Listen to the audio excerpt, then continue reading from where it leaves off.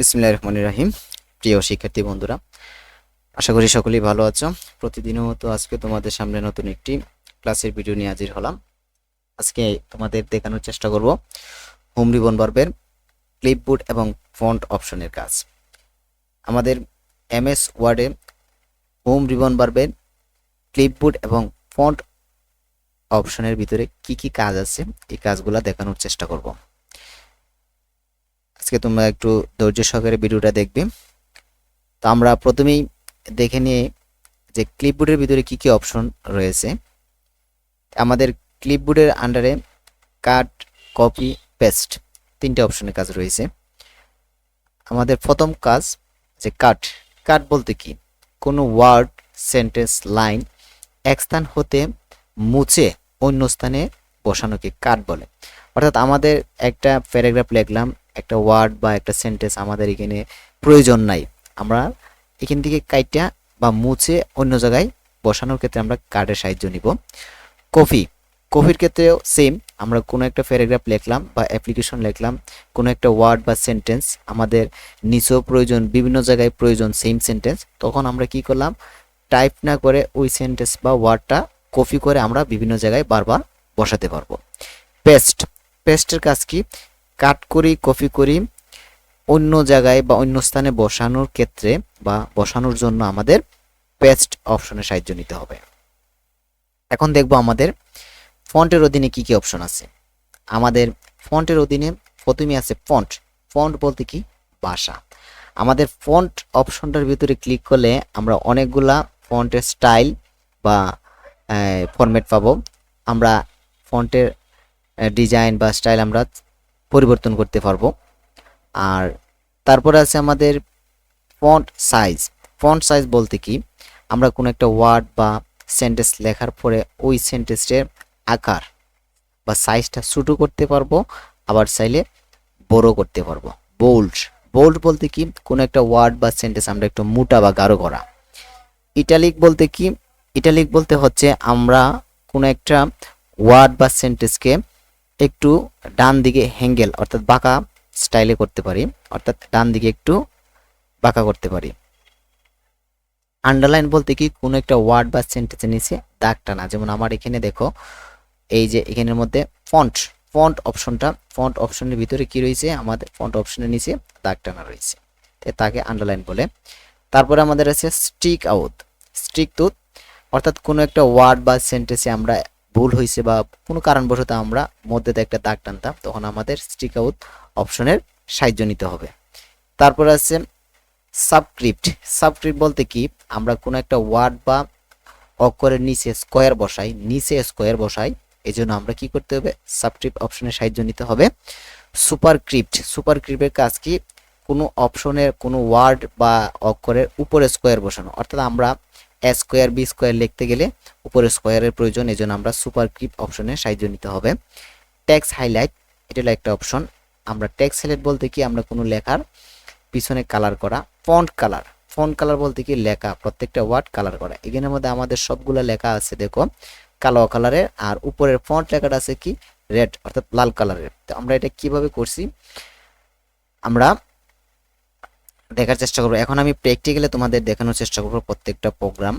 এই যে আমাদের হোম মেনু, হোম মেনু প্রথমে কি আছে, আমাদের ক্লিপবোর্ড, এই যে কর্নারে দেখো ক্লিপবোর্ড, ক্লিপবোর্ডের আন্ডারে কি আছে, কাট, কপি, পাস্ট। আমি কোনো কিছু লেখার চেষ্টা করি, হাইটেক, হাইটেক আমি লিখলাম। লেখার পরে কি আছে, আমার হাইটেক লেখাটা কি করলাম, আমার এই জায়গার মধ্যে প্রয়োজন নাই, আমার হাইটেক লেখাটা কি প্রয়োজন, ধর্মঘরের নিচে প্রয়োজন। এই জন্য আমি কি করলাম, মাউস দিয়ে সিলেক্ট করলাম, কাট অপশনে ক্লিক করলাম, কোন জায়গায় বসাবো। এই যে আমার যে দাড়ির মতো একটা অপশন, এটার নাম হলো কার্সর। কার্সরটা আমার কোন জায়গায় বসাবো ওই জায়গায় না স্থাপন করতে হবে। আমি হাইটেক লেখাটা ধর্মঘরের নিচে বসাবো, এই জন্য আমার কার্সরটা ধর্মঘরের নিচে নিয়ে স্থাপন করতে হবে। এখন আমি এন্টার প্রেস করে আমি কার্সরটা নিচে নামাইলাম। তারপর আমি এখানে পেস্ট অপশন থেকে ক্লিক করলাম, দেখো খুব সুন্দরভাবে কি আইছে, উপর থেকে হাইটেক লেখাটা মুছে নিচে ধর্মঘরের নিচে আইসা খুব সুন্দরভাবে বসে গেল। এখন আমি কপি বলতে কি, আমার ধর্মঘর লেখাটা হাইটেকের নিচেরও প্রয়োজন, নিচেও আমার প্রয়োজন। এই জন্য আমি কি করলাম, ধর্মঘর ওয়ার্ডটা আমি সিলেক্ট করলাম মাউস দিয়ে, কপি অপশনে ক্লিক করলাম। বসাবো কোন জায়গায়, হাইটেকের নিচে। এই জন্য আমার কি, এই যে কার্সরটা যেটা লাফাইতেছে, এই কার্সরটা আমার হাইটেকের নিচে আনলাম, পেস্ট অপশনে ক্লিক করলাম। এই যে দেখছো, আমি এখন যতবার পেস্ট করব ততবার আমার ধর্মঘর লেখাটা বসে যাবে। অর্থাৎ কপি হলে এমন একবার কপি করলে বারবার আমি বসাতে পারবো। এখন তোমাদের দেখানোর চেষ্টা করব, এই যে আমার পেজ, এই পেজের সমস্ত লেখা আমি আরেকটা পেজে কিভাবে বসাবো। এই জন্য কি করবো, কন্ট্রোল চাপ দা ধরে এ বাটনে প্রেস করলাম, সিলেক্ট হয়ে গেল সবগুলো। তারপর আমরা কি করলাম, কপি অপশনে ক্লিক করলাম। কপি অপশনে ক্লিক করে আমার সমস্ত লেখা কপি হয়ে গেল। এখন আমি ফন্ট মানে অফিস বাটন অপশন থেকে নিউ অপশনে ক্লিক করলাম, ট্রেড অপশনে ক্লিক করলাম। তখন আমার এই জায়গায় দেখো নতুন একটা পেজ তৈরি হলো। এখন আমি পেস্ট অপশনে ক্লিক করলাম। এই যে খুব সুন্দরভাবে আমার আগের একটা পেজ থেকে কোনো লেখা কপি করে আমি নতুন একটা পেজে আইনা বসাই দিলাম। এখন আমি দেখি এই যে নিচে মাউস পয়েন্টার রাখলাম, রাখার পরে দেখো এই যে দুইটা পেজ, আমার দুটোটা পেজের মধ্যেই লেখা বসে গেল। এখন আমার প্রয়োজন নাই, আমি ডিলিট করে দিতে পারি। তারপর আমাদের এখানে দেখো ফন্টের অধীনে কি কি কাজ আছে।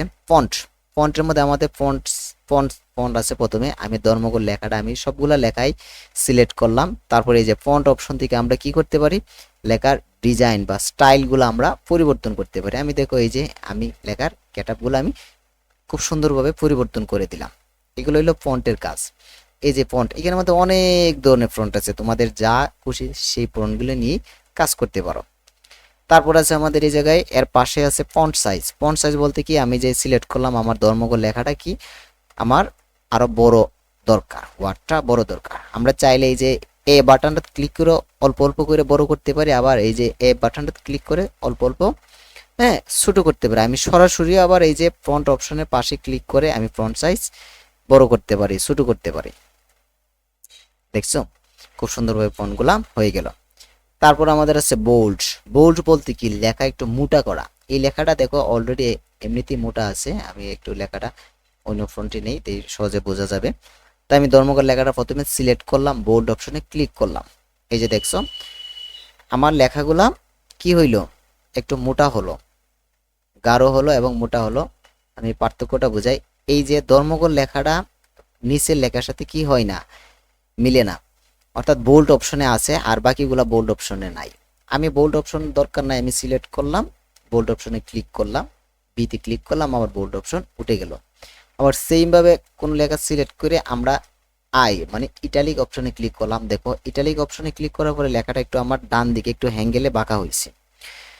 তা আমরা ইটালিক দিয়ে কোনো লেখা ডান দিকে অ্যাঙ্গেল সামান্য একটু বাঁকা করতে পারি। দেখো বাকি নিচে লেখাগুলো মতন নর্মাল সাইজে আছে, আমার ধর্মঘর লেখাটা ইটালিক স্টাইলে রূপান্তর হয়েছে। আমার প্রয়োজন নাই, তখন আবার সিলেক্ট করলাম, সেইমভাবে আমি ইটালিক অপশনে ক্লিক করলাম, খুব সুন্দরভাবে আবার নর্মাল ফন্টে রূপান্তর হয়ে গেল।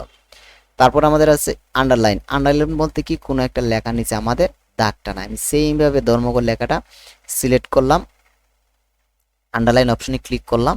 এই যে দেখো আমার একটা ওয়ার্ডের নিচে দাগ টানা হয়ে গেল। আমি আবার ঠিক সেইমভাবে সিলেক্ট করলাম, আমার ইউতে ক্লিক করলাম, আন্ডারলাইন অপশন থেকে আমি আন্ডারলাইন উঠাই দিলাম। এখন আন্ডারলাইনের মধ্যে আরেকটা কাজ রয়ে গেছে, আমি সিলেক্ট করলাম, আন্ডারলাইন অপশনের আন্ডারলাইন দিলাম। এই যে আন্ডারলাইনের স্ক্রুবারে ক্লিক করে আমার নিচের আন্ডারলাইনের ধরনগুলো আমি পাল্টাইতে পারি। এই যে দেখছো প্রত্যেকটা ধরনগুলোর মতো এক এক ধরনের এক এক স্টাইলের। এই যে আমি চাইলে আন্ডারলাইনের দাগগুলো আমি এইভাবে জিরি ভাব দিতে পারি, আমার দরকার নাই একদম প্লেন দিতে পারি। আমি চাইলে একটু মোটা করে আমি ডাবল আন্ডারলাইনও দিতে পারি, এই যে সিঙ্গেল আন্ডারলাইনও দিতে পারি। তো এইগুলা আমরা মূলত এই যে আন্ডারলাইন অপশনের মধ্যে পাবো। আমার প্রয়োজন নাই, আমি সিলেক্ট করলাম, আন্ডারলাইন অপশনে ক্লিক করে মোটাই দিলাম, আবার আন্ডারলাইন অপশনে ক্লিক করে আমরা আন্ডারলাইন দিতে পারি। চাইলে আমরা আন্ডারলাইনের কালারও চেঞ্জ করতে পারি। এই যে আমরা চাইলে আন্ডারলাইনের কালারও আমরা বিভিন্ন কালার দিতে পারি চেঞ্জ করে। দেখছো লেখা কালো কি ব্ল্যাক, আর আন্ডারলাইনের কালার হলো রেড, লাল কালার।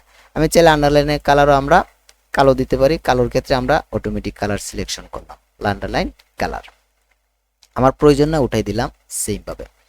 তারপরে আমাদের স্টিক টুথ, আমাদের লেখা ওয়ার্ড কোনো লাইনের বা ওয়ার্ডের মধ্যে দিয়ে আমরা দাগ টানতাম, আমাদের সেন্টেন্স ভুল হয়েছে, এটা দিয়ে কি বুঝাইতেছে ভুল হয়েছে, আমি দাগ টানতে পারি। এটা একটা আমার দরকার নাই, আমি স্টিক টু অপশনে ক্লিক করলাম, উঠাই গেল।